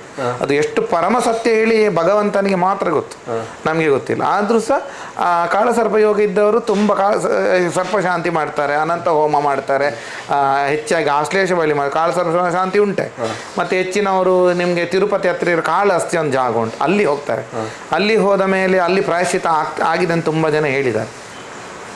ಇನ್ನು ತಂತ್ರಜ್ಞಾನ ಯುಗದಲ್ಲಿ ಜ್ಯೋತಿಷ್ಯ ಹೇಗೆ ಉಂಟು ಅಂತ? ಜ್ಯೋತಿಷ್ಯ ಹೇಳಲಿಕ್ಕೆ ಹೋದರೆ ಅದು ಅನಾದಿ ಕಾಲದಿಂದ ಋಷಿಮುನಿಗಳಿಂದ ಮುಂಚೆ ಸಹ, ಈಗ ತಂತ್ರ ಅಂತ ಹೇಳ್ತಾರೆ, ಬಟ್ ಮುಂಚಿನಿಂದ ಋಷಿಮುನಿಗಳು ತುಂಬ ನೋಡಿ, ನೀವು ಹಳೆಯ ದೇವಸ್ಥಾನ ನೋಡಿರ್ಬೋದು, ಹಳೆಯ ದೇವಸ್ಥಾನ ಕಲ್ಲಲ್ಲಿ ಕೆತ್ತಿದೆಲ್ಲ ಉಂಟು. ಅದೇನು ಹೇಳಿದರೆ ಎಲ್ಲ ಯಂತ್ರ ಅದನ್ನೆಲ್ಲ ಮೊದಲೇ ಕೆತ್ತಿದ್ದಾರೆ ನಮ್ಮ ಹಿರಿಯವರು. ದೇವಸ್ಥಾನದ ಗೋಡೆ ನೀವೆಲ್ಲ ನೋಡಿದಿರಿ, ಹಂಪಿ ಅಲ್ಲಿ ಇಲ್ಲಿ ಎಲ್ಲ. ಈಗ ಅದೇ ಹೊಸ್ತು ಬಂದಿದೆ ಅಷ್ಟೇ, ಹೊಸ್ತು ಬಂದು ಸ್ವಲ್ಪ ಚೇಂಜಸ್ ಆಗಿದೆ ಅದನ್ನೇ ಅಷ್ಟೇ, ಮತ್ತೆ ಬೇರೆ ಅದರಲ್ಲಿ ಏನು ಉಂಟು. ಅದೇ ಈಗ ನಾವು ಆಗ ಗ್ರಹಗಳ ಬಗ್ಗೆ ಕೂಡ ಮಾತಾಡ್ತಿದ್ವಿ. ಗ್ರಹಗಳ ಪ್ರಭಾವ ಹೇಗಿರ್ತದೆ ಮನುಷ್ಯರ ಮೇಲೆ? ಮನುಷ್ಯ ನೋಡಿ ಹುಟ್ಟುವುದು ಭೂಮಿಯಲ್ಲಿ, ಈ ಗ್ರಹಗಳು ತಿರುಗುವುದು ಭೂಮಿ ಎಲ್ಲ ಗ್ರಹಗಳ ಸುತ್ತ ತಿರುಗುವಂಥದ್ದು, ಸೂರ್ಯನಿಗೆ ಸುತ್ತ. ಆಗ ಎಲ್ಲೆಲ್ಲಿ ರೇಸ್ ಬೀಳ್ತದ, ಹುಟ್ತಾನ, ಅಲ್ಲಿ ಅವನದು ಏನು ಪ್ರಬಲಗಳಿರ್ತದ ಯಾವುದು ಗ್ರಹದು, ಅವನಿಗೆ ಅಷ್ಟೇ ಅದರದ್ದು ಎಫೆಕ್ಟ್ ಆಗ್ತಾ ಹೋಗ್ತದೆ. ಈಗ ಮೊದಲಿನ ಕಾಲದಲ್ಲಿ ಮದುವೆ ಆಗುವಾಗ ಜಾತಕ ಮ್ಯಾಚ್ ಮಾಡೋದು ಕಮ್ಮಿ ಇತ್ತು. ಹೌದೌದು. ಆದ್ರೆ ಈಗಿನ ಕಾಲದಲ್ಲಿ ಅದು ಸ್ವಲ್ಪ ಹೆಚ್ಚಾಗಿ. ಹೌದೌದು, ಈಗ ಟ್ರೆಡಿಷನ್ ಇದಾಗಿದೆ, ಟ್ರೆಂಡ್ ಆಗಿದೆ ಅದು. ಹೌದು. ಮೊದಲು ಅವರು ಮಾತಾಡುವಾಗ ಆವಾಗ ನಾವು ಜಾತಕ ನೋಡದೆ ಮದುವೆ ಆಗಿದ್ವಿ, ಈಗ ಯಾಕೆ ನೋಡ್ತಾರೆ ಅಂತ. ಹೌದು, ಆಗ ವಿಶೇಷ ಏನಿತ್ತು ಹೇಳಿದ್ರೆ ಕಷ್ಟದ ಕಾಲ, ಹೊಟ್ಟೆಗೆ ತಿನ್ಲಿಕ್ಕೆ ಅಕ್ಕಿ ಇರಲಿಲ್ಲ ಆವಾಗ, ಕಷ್ಟದ ಕಾಲ, ಹಿರಿಯವರು ಎಲ್ಲೆಲ್ಲಿ ದುಡ್ದು ಬಂದು ಹಾಗೆ ಕಷ್ಟದಲ್ಲಿ ಮದುವೆ ಆಗ್ತಿದ್ದದ್ದು. ಇವಾಗ ಏನಾಗಿತ್ತು ಹೇಳಿದ್ರೆ ಎಲ್ಲರೂ ಅವರವರ ಕಾಲಿನ ಮೇಲೆ ನಿಂತಿದ್ದಾರೆ. ಈಗ ಯಾರ್ದು ಸಹ ಯಾರಿಗೂ ಹೆದರಿಕೆ ಇಲ್ಲ. ಮದುವೆ ನಾಳೆ ಬಿಟ್ಟು ಹೋದ್ರು ಬೇರೆ ಹೋಗಿ ಮದುವೆ ಇದು ನಿಲ್ಲುವಂಥ ಕೆಪಾಸಿಟಿ ಎಲ್ಲರಿಗುಂಟು, ಗಂಡನಿಗುಂಟು ಹೆಂಡತಿಗುಂಟು. ಮುಂಚೆ ಆಗಿರಲಿಲ್ಲ. ಮುಂಚೆ ಹೆಂಡತಿ ಹೇಳಿದರೆ ಕಷ್ಟ, ತಂದೆ ಮನೆಯಿಂದ ಬರೋದು ಕಷ್ಟದಲ್ಲಿ, ಗಂಡನ ಮನೆಯಲ್ಲಿ ಏನೇ ಪ್ರಾಬ್ಲಮ್ ಅದು ನಿಲ್ಲೇಬೇಕು. ಆವಾಗ ಎಂಥ ದೋಷ ಇದ್ರೂ ಹೋಗ್ತಿತ್ತು. ಈಗೇನಾಗಿದೆ ಹೇಳಿದರೆ ಟಿ ವಿಯಲ್ಲಿ ಮೊಬೈಲಲ್ಲಿ ಬಂದು ದೋಷಗಳು ಸಹ ಜಾಸ್ತಿ ಆಗ್ತಾ ಹೋಗಿದೆ. ಈಗ ಜಾತಕ ಮ್ಯಾಚ್, ಈಗ ಇಬ್ರು ಒಬ್ಬರೊಬ್ಬನೊಬ್ಬರು ಪ್ರೀತಿಸಿ ಮದುವೆ ಆಗಿರ್ತಾರೆ, ಅವ್ರ ಜಾತಕ ನೋಡ್ಬೇಕಾ? ನಾನೊಂದು ವಿಷಯ ಹೇಳಿ, ಈಗ ನನ್ನಲ್ಲಿ ತುಂಬ ಜನ ಬರ್ತಾರೆ, ನಾನು ಅದನ್ನು ನೋಡ್ತೇನೆ. ಕೆಲವು ಜನರಿಗೆ ಬೇಸರ ಆಗಿರ್ಬೋದು ನಾನು ಹೇಳೋದು, ತುಂಬ ಜನರಿಗೆ ನನ್ನ ಮೇಲೆ ಬೇಸರ ಉಂಟು, ಅದನ್ನ ಹೇಳ್ತೇನೆ. ಯಾಕೆಂದರೆ ನಾನು ಡೈರೆಕ್ಟ್ ಹೇಳೋದು, ಡೈರೆಕ್ಟ್ ಮಾತಾಡೋದು ತುಂಬ ಜನಕ್ಕೆ ಹರ್ಟ್ ಆಗಿದೆ. ಬಟ್ ನನ್ನ ಗುರುಗಳು ಹೇಗೆ ಹೇಳಿಕೊಟ್ಟಿದ್ದಾರೆ ಹೇಳಿದರೆ, ನೀನು ಏನಿದ್ರು ನನಗೆ ಅಂತ ಹೇಳಿದಂಥ ಮಾತುಂಟು ನನ್ನ ಗುರು, ನೀನು ಕಲ್ತಿದ್ದಿ ಮಾರೆ, ನೀನು ಏನಿದ್ರು ಡೈರೆಕ್ಟ್ ಹೇಳು, ಅದು ಆಗ್ತದೆ ಬಿಡ್ತದ ಅದು ಅವರಿಗೆ ಬಿಟ್ಟದ್ದು, ಅದು ನಿನಗೆ ಸಂಬಂಧ ಇಲ್ಲ. ಅವ್ರಿಗೆ ಬೇಕಿದ್ರೆ ಅವರು ಬರ್ತಾರೆ, ನಿನ್ನದು ಕೆಲಸ ಏನು ದೇವರ ಕೆಲಸ, ಅದನ್ನು ನಿಷ್ಠೆಯಿಂದ ಮಾಡಂತ ಹೇಳಿದ್ದಾರೆ. ಅದನ್ನು ನಾನು ಹಾಗೆ ಏನು ನಮ್ಮದು ಪುಸ್ತಕ, ಈಗ ನಮಗೆ ಪ್ರಶ್ನೆ ಮಾರ್ಗಮ್ ಅಂತ ಉಂಟು, ಮತ್ತು ಈಗ ಮದುವೆ ವಿಷಯದಲ್ಲಿ ಬರುವಾಗ ಮೇಳಿ ಅಂತ ಪುಸ್ತಕ ಉಂಟು, ಅದನ್ನು ನೋಡ್ತೇವೆ ನಾವು. ಅದರಲ್ಲಿ ನೋಡಿ ಹೀಗೆ ಇರ್ತದೆ, ಒಂದು ಗ್ರಹ ಪಾಪಗ್ರಹ ಹೀಗೆ ಉಂಟು, ಸಪ್ತಮ. ಈಗ ಲಗ್ನ ಹೇಳಿದರೆ ನೀವು, ಸಪ್ತಮ ಹೇಳಿದರೆ ನಿಮ್ಮ ಹೆಂಡತಿ, ಭಾರಿ ಸ್ಥಾನ ಅಂತೇಳಿ, ಅಲ್ಲಿ ಪಾಪಗ್ರಹ ಇದ್ದ ಕೂಡಲೇ ಅಲ್ಲಿ ಪ್ರಾಬ್ಲಮ್ ಇದ್ದೇ ಇರ್ತದೆ. ಇದ್ದ ಕೂಡ ನಾವು ಹೇಳ್ತೀವಿ ಹೀಗೆ ಪ್ರಾಬ್ಲಮ್, ನೀವು ಜಾಗ್ರತೆ ಮಾಡಿ ಅಂತ ಹೇಳ್ತೇವೆ. ಆಗ ಅವ್ರು ನಮಗೆ ನಮ್ಮ ಹತ್ರ ಕೇಳ್ತಾರೆ ಪ್ರಾಯಶ್ಚಿತ ಇಲ್ವೋ? ಹಾಗೆ ಪ್ರಾಯಶ್ಚಿತ ಹೋಮ ಉಂಟು, ಇಲ್ಲ ಅಂತ ಹೇಳೋದಿಲ್ಲ. ನಾವು ನವಗ್ರಹ ಶಾಂತಿ ಮಾಡ್ತೇವೆ, ಮತ್ತು ಬೇರೆ ತುಂಬ ಶಾಂತಿ ಉಂಟು, ಕದಳಿ ವಿವಾಹ ಉಂಟು, ಅದು ಇದು ಎಲ್ಲ ಉಂಟು, ವಿವಾಹ ಇದಕ್ಕೆಲ್ಲ ಉಂಟು ಆವಾಗ. ಬಟ್ ನಾವು ಸಹ ಸ್ವಲ್ಪ ಜಾಗ್ರತೆ ಇರಲೇಬೇಕು ಹಾಗೆ. ಮತ್ತು ಲವ್ ಮ್ಯಾರೇಜ್ ವಿಷಯದಲ್ಲಿ ನೀವು ಕೇಳೋದು ಪ್ರಕಾರ, ಈಗ ಕೆಲವೊಂದು ಜಾತಕದಲ್ಲಿ ಪಂಚಮ ಅಂತ ಉಂಟು ಸ್ಥಾನ, ಅದು ನಮಗೆ ಲವ್ ಇದಂತೆ ನಾವು ತಗೊಳ್ತೇವೆ. ಸಪ್ತಮ ಹೇಳಿದರೆ ಗಂಡನ ಸ್ಥಾನ, ಹೆಂಡತಿ ಸ್ಥಾನ ಅಂತ. ಈಗ ಪಂಚಮಾಧಿಪತಿ ಹೋಗಿ ಸಪ್ತಮದಲ್ಲಿದ್ದರೆ ಅದು ಆ್ಯಕ್ಚುಲಿ ಲವ್ ಮ್ಯಾರೇಜ್ ಆಗುವಂಥದ್ದು, ಗೊತ್ತಾಯ್ತು ನಿಮಗೆ. ಯಾಕೆ ನನ್ನಲ್ಲಿ ತುಂಬ ಜನ ಬರ್ತಾರೆ, ನಾನು ಆಗ ನೋಡ್ತೇನೆ, ನಿಮಗೆ ಲವ್ ಉಂಟಲ್ಲ ಅಂತ ಹೇಳ್ತೇವೆ ನಾವು. ಉಂಟು ಭಟ್ರೆ ಅಂತ ಹೇಳ್ತಾರೆ. ಎಷ್ಟು ವರ್ಷ ಆಯಿತು? 4 ವರ್ಷ. ಹಾಗಾದ್ರೆ ಜಾತಕ ನಾನು ನೋಡೋದಿಲ್ಲ, ನೀವು ತಗೊಂಡೋಗಿ ಹೇಳ್ತೇನೆ. ಅದಕ್ಕೆ ಕೇಳ್ತಾರೆ ಅವರು, ಭಟ್ರೆ ಎಂತ ನೀವು ಯಾಕೆ ನೋಡೋದಿಲ್ಲ, ನಮಗೆ ಸ್ವಲ್ಪ ಏನಾದರೂ ಪ್ರಾಬ್ಲಮ್ ಆಗೋದು. ನಾನು ಹೇಳ್ತೇನೆ ನೋಡಿ, ಹೇಳು ದೊಡ್ಡದಲ್ಲ, ನಾನೀಗ ಹೇಳ್ಬೋದು, ಹೇಳಿದ ಮೇಲೆ ಏನಾಗ್ತದೆ, ನಿಮ್ಮ ತಲೆಗೆ ಒಂದು ಹುಳ ಬಿಟ್ಟಾಗೆ ಆಗ್ತದೆ ಮತ್ತೆ, ಹೀಗೆ ಪ್ರಾಬ್ಲಮ್ ಉಂಟು ಅಂತ ಹೇಳಿ. ಹಾಗೇನಾಗ್ತದೆ, ನೀವು ಪ್ರಾಯಶ್ಚಿತ, ಪುನಃ ನಿಮಗೆ ಡೌಟ್ ಸ್ಟಾರ್ಟ್ ಆಗ್ತದೆ ಗಂಡನ ಮೇಲೆ. ಅದೆಲ್ಲ ಬೇಡ. ಹೇಗೆ ಇಷ್ಟು ವರ್ಷ ಚಂದ ಅದರಲ್ಲಿ ಇದ್ದೀರಲ್ಲ, ಜಾತಕ ತೋರಿಸೋದೇ ಬೇಡ, ನೀವು ಆರಾಮದಲ್ಲಿ ಇರಿ ಅಂತ ಹೇಳ್ತೀವಿ, ದೇವರ ಮೇಲೆ ಭಾರ ಹಾಕಿ. ಹಾಗೆ ಲವ್ ಮ್ಯಾರೇಜ್ ಆಗುದಾದ್ರೆ ಜಾತಕ ನೋಡೋದು. ಹೌದೌದೌದು, ಜಾತಕ ನೋಡಿ. ಈಗ ನೋಡಿ, ಎಷ್ಟೋ ಅರೇಂಜ್ ಮ್ಯಾರೇಜ್ ಕೂಡ ಡೈವರ್ಸ್ ಆಗಿದೆ, ಲವ್ ಮ್ಯಾರೇಜ್ ಕೂಡ ಆಗಿದೆ. ಅದಕ್ಕೆ ನಾವು ಪರ್ಫೆಕ್ಷನ್ ಹೇಳೋದಾದ್ರೆ ಜಾತಕ ದೋಷ ಇರ್ಬೋದು, ಇಲ್ಲದಿದ್ದರೆ ಹೊರಗಿನ ದೋಷ ಇರೋದು ತುಂಬ ಡೀಪ್ ಉಂಟು. ಅದೆಲ್ಲ ಹೇಳಲಿಕ್ಕೆ ಹೋದರೆ ದೊಡ್ಡದೊಂದು ವಿಷಯ ಆಗ್ತದೆ ಅದು. ಅದೇ ಈಗ ಮಾತಾಡುವಾಗ ಅವರದ್ದು ಜಾತಕ ನೋಡಿಯೇ ಮದುವೆ ಮಾಡಿದ್ದು, ಆದ್ರೆ ಅವರಿಗೂ ಕೂಡ ಡೈವರ್ಸ್ ಆಯ್ತು ಅಂತ ಹೇಳ್ತಾರೆ. ಅದಕ್ಕಿಂತ ಮೊದಲು ನೀವು ಹೇಳುವಾಗ ಜಾತಕದ ಬಗ್ಗೆ ಮಾತಾಡುವಾಗ ಜಾತಕದಿಂದ ಹೊರಗೆ ಕೂಡ ಇರ್ತದೆ. ಆಗ ಪ್ರಶ್ನೆ ಇಡ್ಬೇಕಾಗ್ತದೆ, ಪ್ರಶ್ನೆ ಅಂದ್ರೆ ಏನು ಅಂತ. ಪ್ರಶ್ನೆ ಹೇಳಿದರೆ ನೋಡಿ, ಒಬ್ರು ಈಗ ಒಬ್ರು ಬರ್ತಾರೆ, ನನಗೆ ಹುಷಾರಿಲ್ಲ ಹೇಳ್ತಾರೆ, ಎಂತ ಗೊತ್ತಿಲ್ಲ ಭಟ್ರೆ ಹೇಳಿ. ಈಗ ಒಂದು ಮೊನ್ನೆದು ನಾನು ಎಕ್ಸಾಂಪಲ್ ಕೊಡ್ತೇನೆ. ನಾನು ಒಬ್ಬರು ಇತ್ತೀಚೆಗೆ ನಿನ್ನೆ ಬಂದವರು ಪ್ರಶ್ನೆ ಬಂದು ಹೇಳಿದರು, ನನಗೆ ಭಟ್ರೆ ನನಗೆ ಹುಷಾರಿಲ್ಲ ಭಾರಿ, ನಾನು ದಿವಸ ಹೀಗೆ ಅಂದರೆ ಲೀನ್ ಆಗ್ತಾ ಹೋಗ್ತೇನೆ, ಸಪೂರ ಆಗ್ತಾ ಹೋಗ್ತಾ ಇದ್ದೇನೆ ಹೇಳಿ. ಆಯಿತು, ಜಾತಕದಲ್ಲಿ ನೋಡೋಕೆ ಏನು ಪ್ರಾಬ್ಲಮ್ ಇಲ್ಲ, ಎಲ್ಲ ಒಳ್ಳೆ ದಶೆ ಒಳ್ಳೆ ಉಂಟು, ಕೇಂದ್ರಾಧಿಪತ್ಯ ದಶೆ ನಡೀತು ಅಂತ ಹೇಳಿ. ಬಟ್ ಇನ್ನೂ ಸಹ ಆಗ ನಮಗೆ ತುಂಬ ಥಿಂಕ್ ಮಾಡಬೇಕಾಗ್ತದೆ. ಅಂದರೆ ಸುಲಭದಲ್ಲಿ ಉತ್ತರ ಕೊಡಲಿಕ್ಕೆ ಆಗೋದಿಲ್ಲ ಎಲ್ಲರೂ ಕೊಟ್ಟಾಗ. ನಮ್ಮದೊಂದು ಶಾಸ್ತ್ರೀಯ ನೀತಿ ಉಂಟಲ್ಲ, ಆ ಪ್ರಶ್ನೆ ನೋಡುವಾಗ ಒಂದು ಗ್ರಹ ಇತ್ತು ಚಂದ್ರ ಅಂತ ಹೇಳಿ. ನಾನು ಸಡನ್ ಅವಳಿಗೆ ಕೇಳಿದ್ದು ಆ ವ್ಯಕ್ತಿಗೆ, ನಿಮಗೆ ಭಾರಿ ತಲೆಬಿಸಿ ಇರಬೇಕಲ್ಲ ಅಂತ ಹೇಳಿ. ಒಪ್ಪಿದ್ರು, ಹೌದು ತಲೆಬಿಸಿನೇ ಅಪರಾಧ ನೀವು ಅಂತ ಹೇಳಿ. ಅದು ಹೌದು, ಅದು ಎಂತ ಮಾಡೋದು ಅಂತ ಹೇಳಿದರೆ ನಿಮ್ಮದು ಬೇರೆ ಒಂದು ಲವ್ ಎಲ್ಲ ಉಂಟಲ್ಲ ಹೇಳಿ, ಎಲ್ಲ ಒಪ್ಕೊಂಡು ಎಲ್ಲ ಬಂದರು. ಎಂತ ಮಾಡೋದು ಹೇಳಿ, ಪ್ರಾಯಶ್ಚಿತ ಲವ್ ಎಲ್ಲ ಬಿಟ್ಟು ಹೇಳಿ, ಯಾವ ಸರಿಯಾಗಿ ಹೋಗುವಂಥದ್ದಲ್ಲ, ಪ್ರಾಯಶ್ಚಿತ ಅದೇ ಬಿಡಬೇಕಷ್ಟೇ, ಬೇರೆ ಅಂತ ಇಲ್ಲ ಹೇಳಿ. ಹೋಮ ಎಂತಾದರೂ ಮಾಡಿ ಸರಿ ಮಾಡಿ, ಬುದ್ಧಿ ಸರಿ ಇದ್ದರೆ ಹೋಮ ಸರಿ ಮಾಡ್ಬೋದು, ಬುದ್ಧಿಯೇ ಸರಿ ಇಲ್ಲ ನಾವು ಹೋಮ ಮಾಡಿ ಯಾವ ಪ್ರಯೋಜನ ಇಲ್ಲ ಅಂತ ಹೇಳಿ. ಈಗ ದೈವ ಕೂಡ ನೀವು ನೋಡಿದ್ದೀರಿ, ದೈವ ದರ್ಶನದಲ್ಲಿ ಹೇಳ್ತದೆ, ಏನು ಹೇಳಿದರೆ ರೋಗಗೆ ಏನು ಮರದು ಕೊರಪೆ, ಶೀಲೋಗ ಮರದು ಕೊರ್ರೆ ಆಪಜಿ ಅಂತ ಹೇಳಿ. ನಮ್ಮದು ಕೂಡ ಅದೇ ಥಿಯರಿ. ಈಗ ಒಬ್ಬ ಕುಡಿಯೋ ವ್ಯಕ್ತಿ ಇದ್ರೆ ಕುಡಿತಾ ಬಿಟ್ರೆ ಸರಿ ಆಗ್ತಾನೆ. ಹೌದೌದು, ಪೂಜೆಯಿಂದ ಹೌದೌದು. ಇಲ್ಲ ಅದು ಹೇಗೆ ಹೇಳಿದ್ರೆ ಪೂಜೆ ಮಾಡ್ಬೋದು, ಪೂಜೆ ಮಾಡಿದ್ರು ಅವರದ್ದು ಬುದ್ಧಿ ಈಗ ನೋಡಿ ಮದುವೆಗೆ ತೊಂದರೆ ಇರ್ತದೆ, ಆಗ ನಾವು ಕೆಲವು ಸ್ಥಾನವನ್ನು ನೋಡ್ತೇವೆ, ಇದಕ್ಕೆ ಯಾವುದು ಬಾಧೆ ಉಂಟು, ಆದಿತ್ಯ ಇಲ್ಲಿ ಪಾಪಗ ನಾವು ಹೇಳ್ತೇವೆ. ಆಗ ನೀವು ಸ್ವಲ್ಪ ಮಾತಾಡುವಾಗ ಜಾಗ್ರತೆ ಮಾಡಿ, ನಿಮ್ಮ ಮನೇಲಿ ನಡೀತದೆ, ಬಟ್ ಹೋದ ಮನೇಲಿ ನೀವು ಹೀಗೆ ಮಾತಾಡಿದ್ದೆ ತೆಗೆದು ಹೊರಗೆ ವಿಚಾರ್ತಾರೆ ಹೇಳ್ತೇವೆ. ಆಗ ಅವ್ರು ಹೇಳ್ತಾರೆ ಪೂಜೆ ಮಾಡಿ ಹೇಳ್ತಾರೆ, ಅದಕ್ಕೆ ಪೂಜೆ ಮಾಡ್ಬೋದು, ಪೂಜೆ ಮಾಡಿ ನಾವು ಆ ದೋಷಕ್ಕೆ ನಿವಾರಣೆ ಮಾಡ್ಬೋದು. ಬಟ್ ಮಾತಾಡೋದಿಲ್ಲ ಇವಾಗ ಕಡಿಮೆ ಮಾಡಬೇಕಲ್ಲ. ಇವನು ಮಾತಾಡ್ತಾ ಹೋದರೆ ಪೂಜೆ ಆಗಿದೆ ಹೇಳಿ ಬಾಯಿ ಬಂದು ಮಾತಾಡಿದ್ರೆ ಆಗ್ತದೆ. ಇನ್ನು ಕೆಲವರು ದೇವರನ್ನು ನಂಬ್ತಾರೆ, ಇನ್ನು ಇಲ್ಲಿ ಹೆಚ್ಚಾಗಿ ದೈವಗಳು. ಜಾತಕಕ್ಕೂ ದೈವಕ್ಕೂ ಜ್ಯೋತಿಷಕ್ಕೂ ಲಿಂಕ್ ಇದೆ. ಈಗ ನಾವೀಗ ಹುಟ್ಟುವಾಗ ಜಾತಕ ಅಂತ ಒಂದು ಬರ್ತದೆ. ಜಾತಕ ಬಂದ ಮೇಲೆ ನೀವು ಜಾತಕದಲ್ಲಿ ಎಲ್ಲದು ಒಳ್ಳೇದು ಉಂಟಂತ ಹೇಳುವ ನಾವು, ಎಲ್ಲ ಒಳ್ಳೇದುಂಟು, ಅವನಿಗೆ ಯೋಗಗಳು ಅದು ಎಲ್ಲ ಇರ್ಬೋದು. ಬಟ್ ಆದರೂ ಸಹ ಸರಿ ಇಲ್ಲ. ಆವಾಗ ನಾವು ಏನಾಗ್ತದೆ ಹೇಳಿದರೆ ಕೆಲವೊಂದು ವಿಷಯಗಳುಂಟು. ಗುರುಶಾಪ ಅಂತ ಹೇಳ್ತೇವೆ, ಪಿತೃಶಾಪ ಉಂಟು, ಮಾತೃಶಾಪ ಉಂಟು, ಮತ್ತು ದೇವಕೋಪ ಅಂತ ಉಂಟು, ದೈವಕೋಪ ಉಂಟು, ನಾಗಶಾಪ ಅಂತ ಉಂಟು, ಪ್ರೇತಶಾಪ ಅಂತ, ಅದೆಲ್ಲ ಇಷ್ಟೆಲ್ಲ ಕೆಲವು ಬಗೆಗಳುಂಟು. ಅದರಿಂದ ಏನಾಗ್ತದೆ ಹೇಳಿದರೆ ನೀವು ಎಷ್ಟು ಸರಿ ಇದ್ದರೂ ಅದು ಹುಟ್ಟಿದ ಮೇಲೆ ಅದು ಬಂದರೆ ನಿಮಗೆ ಆವಾಗ ನಿಮ್ಮ ಜಾತಕವನ್ನು ಚೇಂಜ್ ಮಾಡೋ ಪವರ್ ಅದಕ್ಕೆ ಉಂಟು. ನೀವು ಎಷ್ಟೇ ಒಳ್ಳೇದು ಜಾತಕ ಇರಲಿ, ನೀವು ಹೋಗಿ ನಾಳೆ ದೇವಸ್ಥಾನ ಡಬ್ಬಿ ಕೈ ಹಾಕ್ತೀರಿ, ತೆಗಿತೀರಿ, ಇದು ಜಾತಕ ಒಳ್ಳೇದುಂಟು, ದೇವಸ್ಥಾನಕ್ಕೆ ಆಗದೆ ಶಕ್ತಿ ಇಲ್ವ, ದೇವರಿಗೆ ಶಕ್ತಿ ಉಂಟಲ್ಲ, ಆಗ ಅಲ್ಲಿಂದ ಅವನು ಸ್ಟಾರ್ಟ್ ಮಾಡ್ತಾನೆ ಅವನ ಕೆಲಸ, ಹಾಗೆ ನಿಮಗೆ ಎಫೆಕ್ಟ್ ಆಗ್ತದೆ. ಅದು ಜಾತಕ ಅದಕ್ಕೆ ರಿಲೇಷನ್ ಬರೋದಿಲ್ಲ. ಆಗ ನಾವು ಅದು ಎಲ್ಲಿ ರಿಲೇಟ್ ಆಗೋದು ಹೇಳಿದ್ರೆ ನಾವು ಪ್ರಶ್ನೆ ನೋಡ್ತೇವೆ. ಜಾತಕ ಎಲ್ಲ ಕರೆಕ್ಟ್ ಇದ್ದು ಪ್ರಾಬ್ಲಮ್ ಇದ್ದು ಹೇಳಿದ್ರೆ ನಾವು ಪ್ರಶ್ನೆ ನೋಡ್ತೇವೆ. ಪ್ರಶ್ನೆ ನೋಡೋಕೆ ಅಲ್ಲಿ ಬರ್ತದೆ, ಈ ಇಂಚಿನ ಕಡೆ ಇಟ್ಟು ದುಡ್ಡು ಇದ್ದಾರತ್ತ, ಉಳ್ತಾ ಒಂದು ದುಡ್ಡು ಉಂಟು ಕೈ ಬಾರ್ದೇ ಇದ್ದಾರತ್ತ, ಮತ್ತು ದೇವರನ್ನ ಕೋಪ ಉಂಟು, ದೇವ ಕೋಪ ಉಂಟು, ಪ್ರಾಯಶ್ಚಿತಗಳು, ಮತ್ತೆ ಪ್ರಾಯಶ್ಚಿತ ಮತ್ತೆ ಅದು ಹಾಗೆ ಒಪ್ಪಿದ ಕೂಡ ಅಲ್ಲಿಗೆ ಸಾಧಾರಣ ಅಲ್ಲಿಗೆ ನಿಲ್ತದೆ. ಹೌದು ನಾನು ಮಾಡಿದ್ದೇನೆ ಅಂತ ಹೇಳಿದರೆ ದೇವರು ಕೂಡ ಏನು ಉಪದ್ರ ಮಾಡೋದಿಲ್ಲ, ಬಟ್ ಮತ್ತೆ ಪ್ರಾಯಶ್ಚಿತ ಕೊಡುವಂಥದ್ದೇ ಅದು ಹಾಗೆ. ಬಟ್ ಇಷ್ಟೆಲ್ಲದಕ್ಕೂ ನಿಮ್ಮ ಜಾತಕವನ್ನು ಚೇಂಜ್ ಮಾಡುವ ಶಕ್ತಿ ಉಂಟು. ನಾನು ಜಾತಕ ಎಲ್ಲ ಸರಿ ಉಂಟು, ನಾನು ಮಾಡಿದಾಗ್ತಾ ಹೇಳಿದ ಆಗೋದಿಲ್ಲ.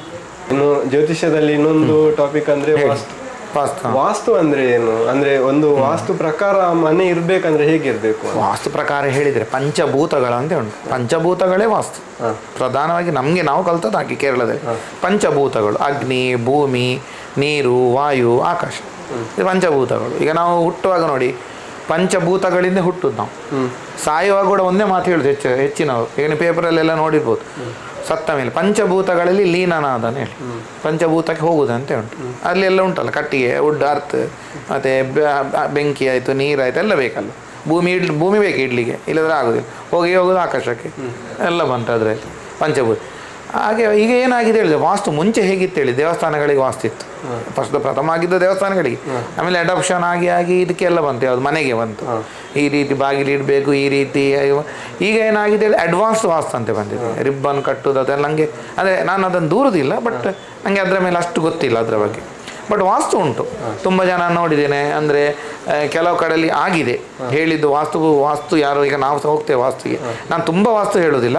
ಫಸ್ಟ್ ಆಫ್ ಆಲ್ ನಾನು ಯಾರು ಮನೆಗೆ ಹೋದ್ರೆ ನಾನು ಕೇಳ್ತೇನೆ, ಹೀಗೆ ತೊಂದರೆಗಳಿರ್ತದೆ, ನಾನು ಕೇಳ್ತೇನೆ ನಿಮ್ಮ ಮನೆಯಲ್ಲಿ ಹೇಗೆ, ಎಲ್ಲರಿಗೂ ಹುಷಾರಿದ್ದೀರಾ ಹೇಳಿ, ಹುಷಾರಿದ್ದೇವೆ ಅಂತ ಹೇಳ್ತೇನೆ.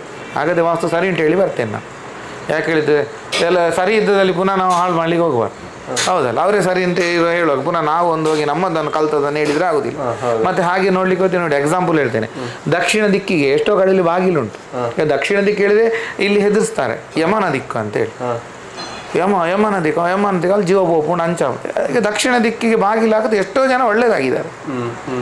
ಹಾಗೆ ಅದಕ್ಕೆ ನಾನು ಹಾಗೆ ಹೇಳಿದಲ್ಲ. ಹಾಗೆ ಈಗ ಜ್ಯೋತಿಷ್ಯದಲ್ಲಿ ಜನಸಾಮಾನ್ಯರು ಮಾಡುವ ತಪ್ಪುಗಳು ಯಾವುದು ಅಂತ?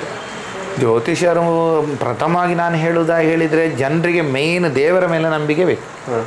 ಫಸ್ಟ್ ದೇವರು, ನನ್ನ ಗುರುಗಳು ಹೇಳ್ತಿದ್ರು, ಪ್ರಥಮ ದೇವರು ಮನೆ ದೇವರು, ಮತ್ತು ಗ್ರಾಮ ದೇವರು, ಗ್ರಾಮದೇವಿ, ಗ್ರಾಮ ದೈವ, ಮತ್ತು ನಮ್ಮ ಕುಟುಂಬದ ನಾಗದೇವರು, ಮತ್ತು ಕುಲದೇವರು, ಮತ್ತು ಆದಿ ನಾಗದೇವರು. ಇದೆಲ್ಲ ನಾವು ಸರಿಯಾಗಿ ಇಟ್ಕೊಂಡ್ರೆ ನಮಗೆ ಹೊರಗಿನದ ಅವಶ್ಯಕತೆ ಇರೋದಿಲ್ಲ ಹೇಳ್ತಾರೆ. ಈಗೇನಾಗಿದೆ ಹೇಳಿದರೆ ಮನೆಯದು ಯಾರಿಗೂ ಸಹ ನೆನಪಿಲ್ಲ, ಅಗತ್ಯ ಇಲ್ಲ. ಈಗ ಫ್ಯಾಷನ್ ಆಗಿದೆ ಹೊರಗಿದು, ಅದು ಭಯಂಕರ ಮೂಲ. ನಾನು ಇದು ಮಾಡೋದಲ್ಲ, ಯಾವುದಂತ ಅದು ದೊಡ್ಡದಿದ್ದು ಚಿಕ್ಕದಂತ ಹೇಳ್ತಾ ಇಲ್ಲ. ಹಾಗೆ ಜನರಿಗೆ ಮನೆಯದು ಇಲ್ಲ. ನನ್ನ ಗುರುಗಳು ಹೇಳ್ತಿದ್ರು, ಪ್ರಥಮವಾಗಿ ನಿನ್ನ ತಾಯಿಗೆ ನೀನು ಸೀರೆ ತೆಗೆದುಕೊಡು, ಮತ್ತೆ ಊರಿನವರಿಗೆ ಸೀರೆ ಹುಡಿಸ್ಲಿಕ್ಕೆ ಹೋಗಿ ನೀನು ಅಂತೇಳಿ. ಇಲ್ಲಿ ಮನೆಯ ತಾಯಿಗೆ ಸೀರೆ ಇಲ್ಲ ಅಂತ. ಹಾಗೆ ಇಂಥದ್ದೆಲ್ಲ ಕೆಲವು ಕ್ರಮಗಳು ಉಂಟು. ಜ್ಯೋತಿಷ್ಯ ಅಂದರೆ ಜನಗಳು ಸಣ್ಣ ಸಣ್ಣ ವಿಷಯಕ್ಕೂ ಭಯ ಪಡ್ತಾರೆ, ಅದು ಯಾಕೆ? ಅದು ಯಾಕೆ ಹೇಳಿದರೆ ನೋಡಿ, ಹೋದ ಕೂಡಲೇ ಕೆಲವು ಈಗ ನನ್ನಲ್ಲಿ ಬರ್ತಾರೆ. ಉದಾಹರಣೆ ಕೊಡ್ತೇನೆ. ಇದು ಒಂದು ಕೆಲವು ವರ್ಷ ಮೊದಲು ಒಂದು ಹೆಂಗಸು ಬಂದಿತ್ತು. ಅವ್ರು ಬಂದು ಹೇಳಿದರು, ಭಟ್ರೆ ನನ್ನ ಜಾಗದಲ್ಲಿ 4 ಜನ ಸಾಯ್ತಾರೆ ಹೇಳಿದ್ದಾರೆ. ಯಾರು ಹೇಳಿದೆ ಅಂತ ಹೇಳಿ, ಒಬ್ಬರು ಮಣಿಪಾಲ ಜ್ಯೋತಿಷ್ಯರೊಬ್ಬರು ಹೇಳಿದಾರಂತೆ. ಹೌದಾ, ಕಾರಣ ಬೇಕಲ್ಲ. ನಾನು ಹೀಗೆ ನೋಡಿದೆ, ಏನೂ ಇಲ್ಲ ಆ್ಯಕ್ಚುಲಿ. ಅದಕ್ಕೆ ಏನು ಪ್ರಾಯಶ್ಚಿತ ಹೇಳಿದ್ದಾರೆ ಹೇಳಿ, ಅದಕ್ಕೆ ಒಂದು 80,000 ಹೋಮ ಹೇಳಿದ್ದಾರೆ ಹೇಳಿ. ನಾನು ಹೇಳಿದೆ, ಎಂಥ ಸಹ ಆಗೋದಿಲ್ಲ, ನೀವು ಹೋಗಿ ಕೂತ್ಕೊಳ್ಳಿ, ಸತ್ತರೆ ನಾನಿದ್ದೇನೆ ಹೇಳಿ. ಇಷ್ಟುವರೆಗೆ ಜೀವ ಇದ್ದಾರೆ, ಏನಾಗಲಿಲ್ಲ ಅವ್ರು, ಸಾಯಲಿಲ್ಲ ಅವರು. ಹಾಗೆ ಈ ರೀತಿ ಹೆದರಿಸ್ದಿಂದ ಎಲ್ಲರಿಗೇನು ಅವ್ರು ಪೋಂಡ ಎಂಕ್ಲೆಗಿತ್ತ ಈತು ಎಂಜಿ ಮಳ್ಳ ಪೂಜೆ ಒಂದು ಪೇರು ಎಂಕ್ಲೆ ಇಂಚಿನ ಉಪದ್ರವ ಅಂತ ಆ ಹೆದರಿಕೆಯಿಂದ ಜನರು ಹೋಗೋದಿಲ್ಲ. ಈಗ ನಮ್ಮಲ್ಲಿ ತುಂಬ ಪಾಪದವರು ಬರ್ತಾರೆ, ಅವ್ರ ಹಣ ಇಲ್ಲ. ಹಣ ಇಲ್ಲ ಇದ್ದಿದ್ದು ನಾನೀಗ ಎಷ್ಟೋ ಹೋಮಗಳನ್ನು ಮಾಡಿದ್ದೇನೆ ನಾನು. ಅವ್ರ ಹತ್ರ ಹಣ ಇಲ್ಲ. ಅವ್ರು ಹೇಳ್ತಾರೆ, ಇರ್ನ ಉಪಕಾರ ಹೆಂಗಳು ಇಪ್ಪನೇ ಹೊಟ್ಟೆ ಹೆಂಗಳು ಮರೆ ಪೂಜೆ ಅಂತ ಹೇಳ್ತಾರೆ. ಬಿಡ್ಲಿಕ್ಕೆ ಆಗ್ತದಾ? ನಾನು ಸಾಮಾನು ಅವ್ರಿಗೆ ಹೇಳ್ತೇನೆ, ಇಷ್ಟು ಸಾಮಾನಿಗೆ ನೀವೇ ತಗೊಂಡು ಬನ್ನಿ ಸಾಮಾನು, ನಾವು ತರೋದಿಲ್ಲ. ನಾವು ಬಂದು ನಮ್ಮದು ಕೆಲಸ, ನಾವು ಕಲ್ತವ್ರು, ನಾವು ನಮ್ಮದು ಕೆಲಸ ಮಾಡಿ ಹೋಗ್ತೇವೆ. ಎಷ್ಟೋ ಮನೆ ಮಾಡಿ ಹೋಗಿದ್ದೇವೆ. ಅವ್ರು ಹೇಳ್ತಾರೆ, ಒಳ್ಳೆ ಆದ ಮೇಲೆ ಕೊಡ್ತೇನೆ ಹೇಳಿ. ಹಾಗೆ ಅದೇ ಒಬ್ರು ಹೇಳ್ತಿದ್ರು, ಕಿರಣ್ ರಾವ್ ಅವರು ಪೂಜೆ ಮಾಡಿಸುವುದು ಕಮ್ಮಿ ಅಂತ, ಪೂಜೆಗಳನ್ನು ಹೇಳುದು ಕಮ್ಮಿ. ಹೌದೌದು, ಅಂದ್ರೆ ನಾನು ನೋಡ್ತೇನೆ. ಎಲ್ಲ ದೋಷಕ್ಕೂ ಪೂಜೆ ಪರಿಹಾರ ಅಂತ ಹೇಳುದಿಲ್ಲ ಅಂತ ಹೇಳ್ತಿದ್ರು, ಅದೇ ಯಾಕೆ ಅಂತ? ಅದು ಯಾಕೆ ಹೇಳಿದರೆ ನೋಡಿ, ನಾನು ಹಾಗೆ ಹೇಳಿದೆ, ಎಲ್ಲ ಪೂಜೆಯಲ್ಲಿ ಸರಿ ಆಗುದಿಲ್ಲ. ನೋಡಿ, ಈಗ ಒಬ್ಬರು ಹುಷಾರಿಲ್ಲದಂತ ಇರ್ತದೆ, ಸರಿ ನಾವೀಗ ಹೇಳ್ತೇವೆ ಮೃತ್ಯುಂಜಯ ನೀನು ಹೋಮ ಮಾಡು ಅಂತ ಹೇಳ್ತೇವೆ, ಮಾಡಬೇಕು. ಯಾಕೆ? ದೇವರದ ಈಶ್ವರ ಅನುಗ್ರಹ ಬೇಕು. ಯಾಕೆ? ದೊಡ್ಡ ವೈದ್ಯ ಈಶ್ವರ. ಬಟ್ ನಾವು ಮಣಿಪಾಲ ಆಸ್ಪತ್ರೆ ಕೂಡ ಹೋಗ್ಬೇಕು. ಯಾಕೆ ಹೇಳಿದೆ, ಕಾಯಿನ್ ಅಂತ ಇರ್ತದೆ, ಒಂದು ಸೈಡಲ್ಲಿ ದೇವರದ್ದು ಫೋಟೋ ಇದ್ರು, ಇನ್ನೊಂದು ಸೈಡಲ್ಲಿ ಹಣ ಉಂಟಲ್ಲ ಅದರಲ್ಲಿ. ಅದು ಅರ್ಥ ಏನು? ನಾವು ಮಣಿಪಾಲ ಹೋಗಿ ಅಲ್ಲಿ ಸಹ ತೋರಿಸ್ಬೇಕು, ಅಲ್ಲಿ ಕೂಡ ಅವನ ಅನುಗ್ರಹ ಕೊಡ್ತಾನೆ. ಇಲ್ಲಿ ಅನುಗ್ರಹ ನಾವು ಮೃತ್ಯುಂಜಯ ಹೋಮ ಮಾಡ್ತೇನೆ. ಎಷ್ಟೋ ಜನ ಉಳಿದಿದ್ದಾರೆ, ನನ್ನಿಂದ ಉಳಿದಂತ ಹೇಳುದಲ್ಲ ನಾನು, ನಮ್ಮಲ್ಲಿ ಬರ್ತಾರೆ. ಸೊ ಅದು ನಾವು ನೋಡ್ತೇವೆ. ನಮ್ಮ ಮನೆ ಹತ್ತಿರ ಒಬ್ಬರು ಸೀರಿಯಸ್ ಇದ್ದರು, ಮಹೇಶ್ ಹಾಸ್ಪಿಟ್ಲಲ್ಲಿ. ನಾನು ಅದು ಪ್ರಶ್ನೆ ಮಾಡಿದ್ರಿ, ಉಳಿತಾರೆ, ನೀವು ಒಂದು ಮೃತ್ಯುಂಜಯ ಹೋಮ ಹೇಳಿ ಅಂತ ಹೇಳಿ. ಉಳ್ದ ಮೇಲೆ ಮಾಡಿ, ಈಗ ಮಾಡೋದು ಬೇಡ. ನಾನು ಫಸ್ಟ್ ಯಾರಿಗೆ ಹೇಳೋದಿಲ್ಲ ಮಾಡಲಿಕ್ಕೆ, ಆಯ್ತು ಅಂತೇಳಿ. ಈಗ ಉಳಿದಿದ್ದಾರೆ ಅವರು, ಮೃತ್ಯುಂಜಯನ ಮಾಡಬೇಕು ಅಷ್ಟೇ.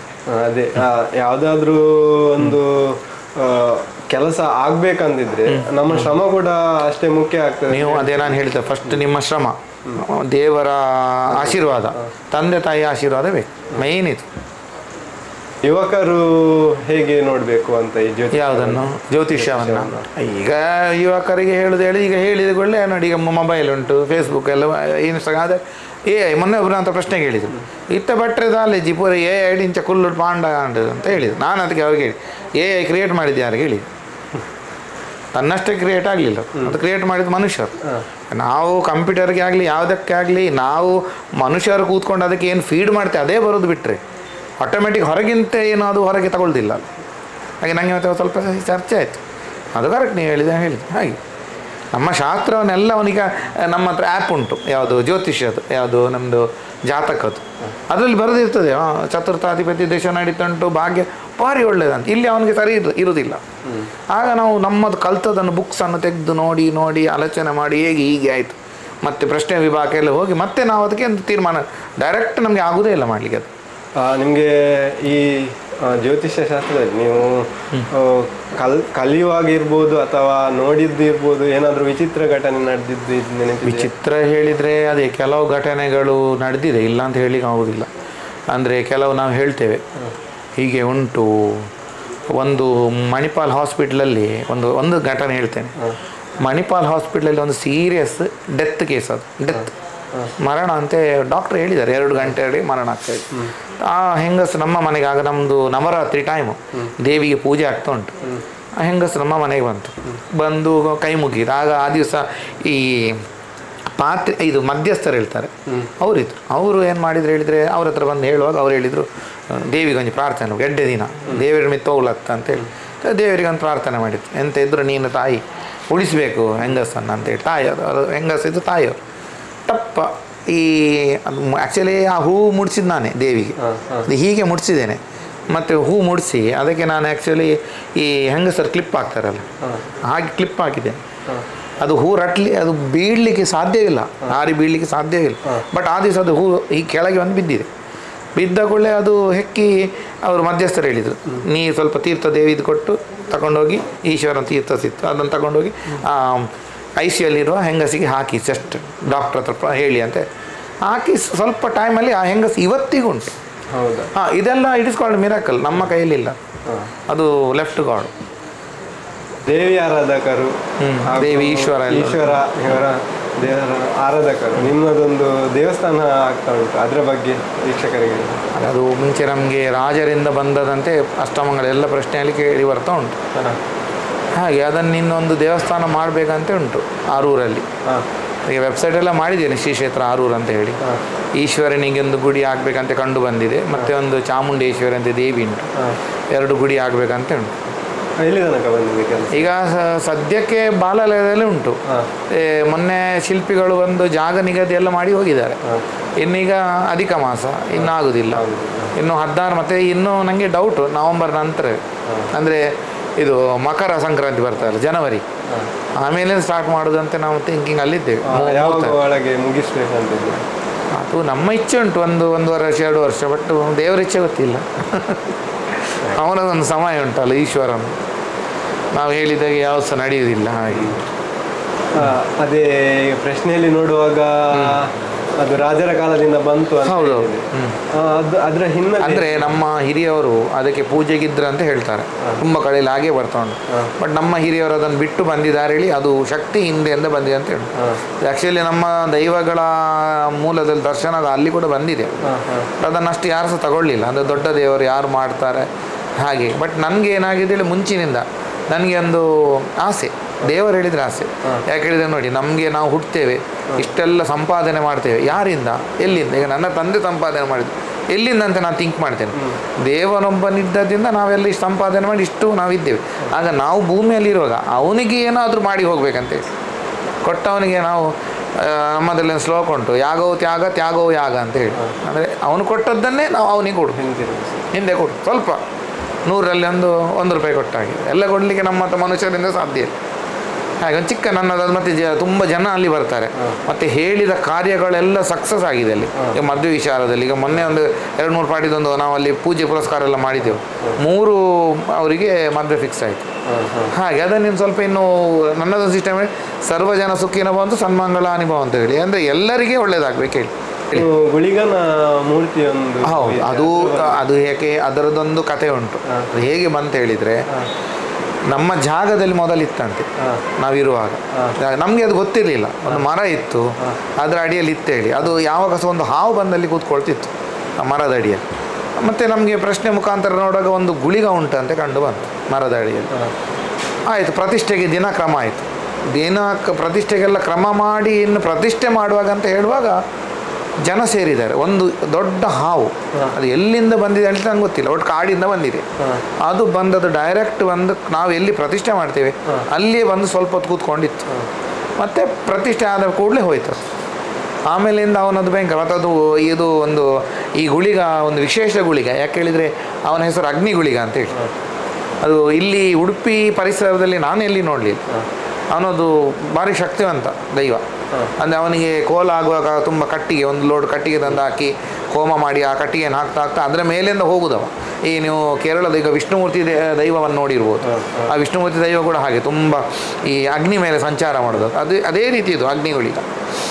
ನಾವು ಗುಳಿಗ ದೈವಗಳ ಬಗ್ಗೆ ಮಾತಾಡುವಾಗ ಅವರದ್ದೊಂದು ಪ್ರತಿಷ್ಠಾಪನೆ ಬೇರೆ ಇರ್ತದೆ. ಆದರೆ ನಿಮ್ಮ ಜಾಗದಲ್ಲಿ ಅದರದ್ದು ಮೂರ್ತಿ ಇದೆ, ಅದು ಹೇಗೆ ಆಯಿತು ಅಂತ? ಮೂರ್ತಿ ಹೇಳಿದರೆ ನನ್ನದೊಂದು ಕಲ್ಪನೆ ಇತ್ತು. ಅಂದರೆ ನಾನೊಂದು ಕನಸಲ್ಲಿ ಹೀಗೆ ಒಂದು ಯಾವಾಗ ಸಹ ಒಂದು ಕಪ್ಪು ವರ್ಣ ನೋಡ್ತಿದ್ದೆ. ಹಾಗೆ ಮತ್ತೆ ನಮಗೆ ಒಂದು ಶ್ಲೋಕ ಉಂಟು ಗುಳಿಗನಿಗೆ, ಕಾಲಂತ ಋಷಿ ತಿಷ್ಟು ಚಂದಃ ಗುಳಿಗೋ ದೇವತಾ ಅಂತ ಒಂದು ಶ್ಲೋಕ ಬರ್ತದೆ. ಚತುರ್ಭುಜಂ ಚತುರ್ಬಾಹುಂ ಸರ್ವಕುಂಡಲ ಕಂಕಣಂ ಕೃಷ್ಣಪತ್ರ ಬರಿದಾನಂ ಭಜೇ ಗುಳಿಗಾ ದೈವತಂ ಅಂತೆಲ್ಲ ಉಂಟು. ಅದು ಶ್ಲೋಕ ಉಂಟು. ಅದರ ಪ್ರಕಾರ ನಾವು ಒಂದು ಮೂರ್ತಿಯನ್ನು ಮಾಡಿದ್ದು. ಅದು ಫಸ್ಟ್ ಯಾರು ಅಷ್ಟುವರೆಗೆ ನನಗೆ ಗೊತ್ತಿಲ್ಲ ಮೂರ್ತಿ ಇದ್ದದು. ನಮ್ಮ ಅದೊಂದು 25 to 30 years back, 25 years back ನಾನು ನೋಡಿದ್ದು ಏಕೈಕ ಮೂರ್ತಿ ಅಂದರೆ ಹೌದು. ಅದನ್ನು ನೋಡಿ ಅದ್ರ ವಿಶ್ವಾಸದಲ್ಲಿ ಏನು ಬೇರೆಯವರು ನಮ್ಮ ಭಟ್ರೆ ಅವರು ಬಂದು ನೋಡಿ ಅದರದ್ದು ಫೋಟೋ ತಗೊಂಡೋಗಿ ಸೇಮ್ ಮಾಡಿದ್ದಾರೆ. ಅದರದೇ ಕೆತ್ತಿದ್ದಾರೆ. ಅದು ಕೂಡ ಅವನು ಕೆತ್ತಿದವ ಒಬ್ಬ ಭಾಸ್ಕರ ಶಿಲ್ಪಿ ಅಂತೇಳಿ ಕಾರ್ಕಳದ. ಅವರು ಈಗ ದೊಡ್ಡ ವ್ಯಕ್ತಿ, ಅವರು ತುಂಬ ಪ್ರಶಸ್ತಿ ಸಿಕ್ಕಿದೆ ಅವರಿಗೆ. ಅವ್ರ ಹತ್ರ ಇವರು ಹೋಗಿ ಕೊಟ್ಟು ಸೇಮ್ ಆಗಬೇಕಂತ ಹೇಳಿದ್ದಾರೆ. ಬಟ್ ಕಂಪ್ಲೀಟ್ ಚೇಂಜ್ ಆಗಿ ಬಂದಿದೆ. ಅದೇನು ಗೊತ್ತಿಲ್ಲ, ದೈವದ ಕಾರಣಿಕವನ್ನು ಗೊತ್ತಿಲ್ಲ. ಅಲ್ಲ, ಜಾಗದ ಸಂಬಂಧ ರಿಲೇಟೆಡ್ ಕಲೆ ಅಂತ ಹೇಳ್ತಾರೆ. ಕೆಲವು ಜನ ಹೇಳ್ತಾರೆ ಒಂದು ಜಾಗಕ್ಕೆ ಒಂದು ಕಲೆ ಇರ್ತದೆ, ಇನ್ನೊಂದು ಜಾಗ ಒಂದೊಂದು ಕಲೆ ಇರ್ತದೆ ಅಂತ. ಹಾಗೆ ಮತ್ತು ಇಷ್ಟುವರೆಗೆ ಇಲ್ಲಿ ಸಹ ಮೂರ್ತಿ ನಾನು ನೋಡಲಿಲ್ಲ. ಗುಳಿಗನೆ ಮುಖ ನೋಡಲಿಲ್ಲ. ಮುಖ ಹೌದು ಹೌದು ನಿಮ್ಮಲ್ಲಿಯೇ ನಾನು ಕೂಡ. ಹೌದು. ನಮಗೆ ಸಮಯ ನೀಡಿದ್ದಕ್ಕಾಗಿ ಧನ್ಯವಾದಗಳು. ತುಂಬ ಧನ್ಯವಾದಗಳು. ಇನ್ನು ಕೇಳಲಿಕ್ಕೆ ತುಂಬ ಇದೆ, ಸಮಯದ ಅಭಾವ. ತೊಂದರೆ ಇಲ್ಲ. ಧನ್ಯವಾದಗಳು. ವೀಕ್ಷಕರೇ, ಇದಾಗಿತ್ತು ಕಿರಣ್ ರಾವ್ ಅವರ ಮಾತು. ಇಂಥದ್ದೇ ವಿಡಿಯೋಗಳನ್ನು ನೋಡಲು ಧ್ವನಿಕಾ ಸ್ಟುಡಿಯೋವನ್ನು ಸಬ್ಸ್ಕ್ರೈಬ್ ಮಾಡಿ, ಬೆಲ್ ಐಕನ್ ಅನ್ನು ಒತ್ತಿ. ಈ ವಿಡಿಯೋ ನೋಡಿದ್ದಕ್ಕಾಗಿ ಧನ್ಯವಾದಗಳು.